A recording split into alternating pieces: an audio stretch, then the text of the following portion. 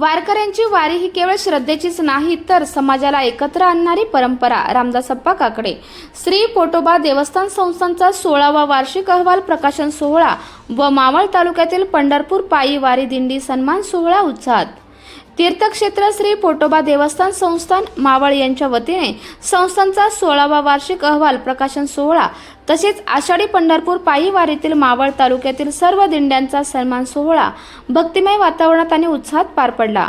या कार्यक्रमास प्रसिद्ध उद्योगपती रामदासप्पा काकडे, ज्येष्ठ नेते भास्करराव म्हाळसकर, माजी सभापती गुलाबकाका म्हाळसकर, राजाराम शिंदे, माजी उपसभापती गणेशप्पा ढोरे, सुभाषराव जाधव, नगराध्यक्ष अबोलीताई ढोरे, किरण भिलारे, अनंता कुळे तसेच मावळ तालुक्यातील सर्व दिंडी प्रमुख, वारकरी आणि भाविक मोठ्या संख्येने यावेळेस उपस्थित होते.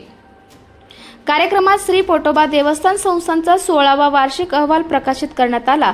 तसेच आषाढी पंढरपूर पायी वारीत सहभागी होणाऱ्या मावळ तालुक्यातील सर्व दिंड्यांचा विशेष सन्मान यावेळेस करण्यात आला. उद्योजक रणजित रामदासप्पा काकडे यांच्या वतीने सर्व दिंड्यांना पखवाज, उपरणे आणि टोपी भेट देऊन गौरविण्यात आले. यावेळी मनोगत व्यक्त करताना रामदासप्पा काकडे म्हणाले, वारकऱ्यांची वारी ही केवळ श्रद्धेचीच नाही तर समाजाला एकत्र आणणारी परंपरा आहे. भविष्यात वारकरी शिक्षणासोबत विद्यार्थ्यांना आर्थिकदृष्ट्या सक्षम करणारे शिक्षण देण्यासाठी आम्ही प्रयत्नशील राहू. संत ज्ञानेश्वर महाराज, संत तुकाराम महाराज आणि छत्रपती शिवाजी महाराज यांचे विचार समाजाला प्रेरणा देणारे आहेत. त्यांच्या आदर्शावर चालत समाजसेवा करणे हीच खरी वारी आहे. या कार्यक्रमाचे सूत्रसंचालन हरिभक्त पारायण श्री जांभळे महाराज आणि अनंता कुडे यांनी केले. कार्यक्रमाच्या यशस्वी आयोजनासाठी श्री पोटोबा देवस्थान संस्थानचे पदाधिकारी, कार्यकर्ते आणि वारकऱ्यांनी विशेष परिश्रम घेतले. श्री पोटोबा महाराज मंदिरामध्ये सगळे वारकरी बांधव, ज्येष्ठ शेतकरी, विविध संस्थांवरती काम करणारी मंडळी, तालुक्यामध्ये कोणतंही काम करायचं असेल, कोणताही मोठा निर्णय घ्यायचा असेल तर त्याची मीटिंग पोटोबा महाराज मंदिरामध्ये होते आणि त्याला खऱ्या अर्थानं यश होतं. अण्णांनी हा कार्यक्रम डॉक्टर अप्पा होतो कार्यक्रम कोणी चालू केला त्या अण्णांनी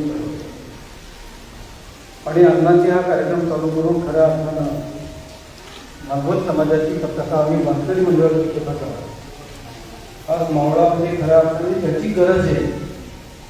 आज तुम्ही मंडळी वारकरी संप्रदाय जपत असताय, पुढे घेत असताय.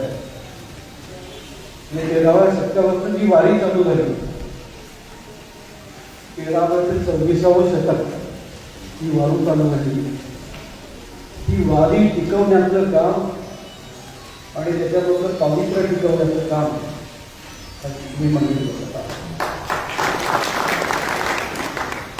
वारी म्हणजे फक्त टाळ वाजवणं नाही, ते मृदुंग वाजवणं नाही, डोक्यावरती तुळशी, केशीच्या काळात तुळशी माळा घालणं आणि पंढरपूरचं दर्शनाचं काम आहे. कारण अनेक वेळा मी गाथा वाचण्याचा प्रयत्न केला, खूप वेळा केला, पण ते पुस्तक बऱ्याच वेळा बाजूला ठेवलं आणि तरुणाच्या कालावधीमध्ये थोडासा मतलब आपण गाथा वाचताना की अभ्यास पूर्ण वाचावी, एकदा दोनदा तीनदा चारदा, तर त्याच्यात प्रत्येक मग अभंगातून तो अभंग जीवनामध्ये कसा आचरणात येईल त्या दृष्टीने आपण विचार करावा आणि गाथा वाचायला गेली. सगळे ज्येष्ठ शिक्षक ज्यांच्या सहकार्याने आजपर्यंत इथपर्यंत पोहोचण्याचं सामर्थ्य घेतलंय ते सगळी मंडळी समोर बसली. दोन गोष्टी मला त्याच्यामधून अतिशय महत्त्वाच्या कळल्या की ज्या आज आपल्याला उपयोगी त्याच्या दोन तीन गोष्टी. त्यातली पहिली गोष्ट, वारीमधनं खऱ्या अर्थानं आपल्या समाजाला लागलेला जो डाग आहे तो अस्पृश्यता निवारण्याचं काम वारीने मोठं समजतो.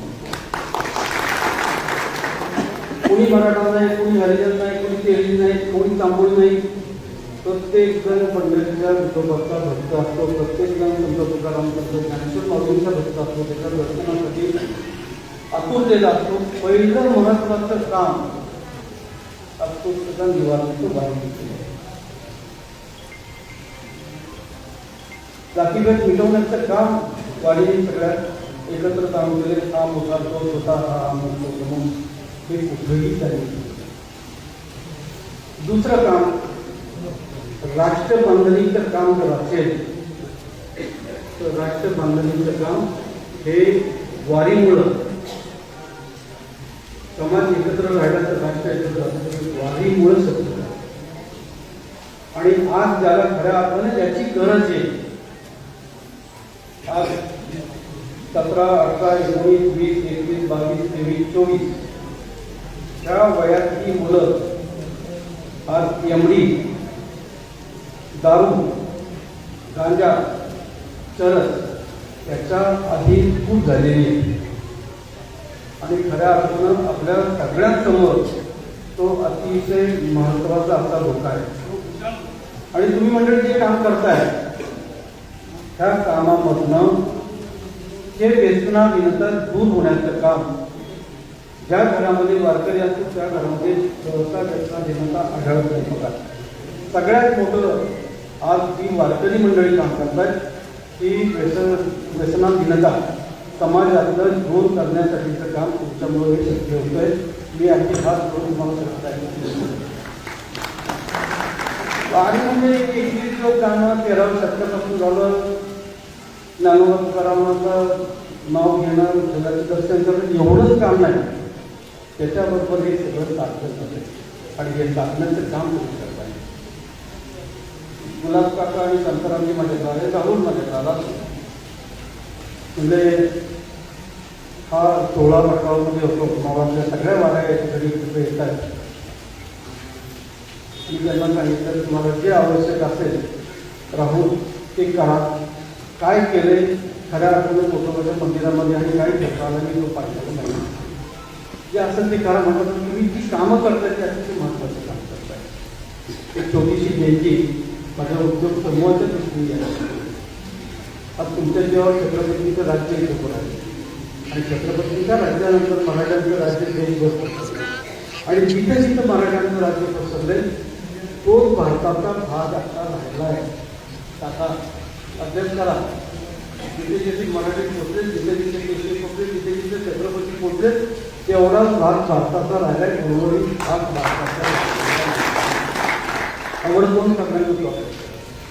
आज तुकाराम महाराजांनी आज त्यावेळेस सांगितलं वृक्षवल्ली आम्हा सगळे प्रमाण त्यावेळेस.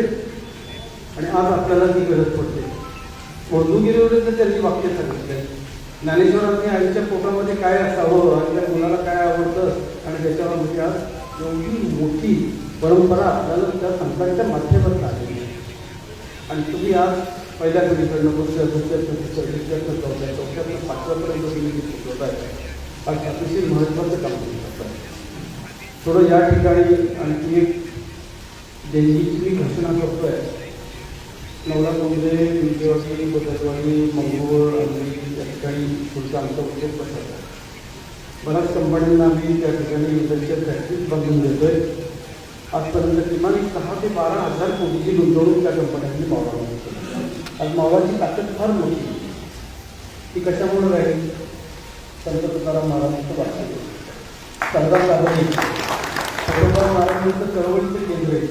त्यामुळं हा भाग अतिशय सुजलाम आणि मनाने सुखी राहिला आहे. मनाने सुखी राहिला आहे. त्यामुळं भारतात येणारी पहिली गुंतवणूक ही आपल्या मावळाला शिकू शकते. त्याचं कारण सगळी मंडळी.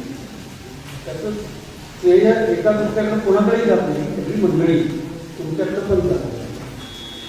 आणि त्या ठिकाणी मग बरेचसे अपघात होत असतात. म्हणजे जाधववाडी, हिंदेवाडी, बदलवाडी, नवरात्री, वारणवाडी, आंबी, नामुडी, परत मंगोळी किंवा बाकी महाबळे निगडे चला या ठिकाणी अपघात होत असतात. थोडीशी जीवनशैली थोडी बदलली आणि मग बरेच अटकही करतात. यासाठी रोटरी क्लब निगडी एक 8 लाख रुपये देत आहे आणि मी 21 लाख रुपये देतोय. अशी एक रुग्णवाहिका आपण DY पाटील आणि पवना हॉस्पिटल त्यांच्या संबंधित त्या भागात काय त्याचं कार्य फार खरं तर केलेली देणगी त्या कारणात कॉलेजची मिटिंग करली होती. कॉलेजला आपण यावर्षी MBA चालू करत आहे. ती मिटिंग करत होती. पण मला सगळ्यांनी सांगितलं कोटोबा मंदिरामध्ये हा कार्यक्रम आहे आणि सगळा बारकाईचा कार्यक्रम म्हटलं असा कार्यक्रम कुठून चालणार नाही. माझे आई वडील दोघंही मानकरी होते. सदाशिवराव काकडे महाराज धर्मशाळा आहे, त्याची काही मंडळी आणि आम्ही होतो. आज जी नवीन मुलं वारकरी तयार होत आहेत, ती 12-13-14 वर्षाची, तर त्या संदर्भात मी मिटकॉनची मध्यंतरी मिटकॉन नावाची संस्था आहे, त्याच्यामध्ये सरकारी काही भांडवल आहे आणि काही खासगी भांडवल आहे. त्यांच्या काही अधिकाऱ्यांची मी चर्चा केली होती की जिथे जिथे ही मुलं जी अध्यात्माचा अभ्यास घेत आहेत त्याला आपल्याला इलेक्ट्रिशियन अशी काही कोर्सेस देता येतील का, तर ती तयारी खऱ्या अर्थाने मिटकॉननी दाखवलेली आहे. मिटकॉननी शासन आणि वैयक्तिक अशी संस्था आहे. आपल्या सगळ्यांना एक विनंती, जर तुम्ही थोडंसं ही वारी झाल्यानंतर ती सगळी मंडळी दोन मंडळी त्यांच्याबरोबर बसला तर अशा अभ्यासक्रमाच्या मुलांना जर आपण दिले तर ती मुलं दोन्ही अर्थाने अर्थाजनांनी पण सक्षम होतील आणि अध्यात्माने पण सक्षम होतील. थोडंसं वारी झाल्यानंतर आपण सगळी मंडळी या ठिकाणी काम करतात, समाजात एक पूर्ण वेळ देत आहे, तर या विषयाकडे आपण लक्ष द्यावं. त्या ठिकाणी आपण मला बोलवलं, मला सत्कार केला आणि मी सगळ्यांना धन्यवाद देतो व आपल्या सगळ्यांना धन्यवाद देऊन माझ्या 2 शब्दांना विरोध देतो. जय हिंद, जय महाराष्ट्र.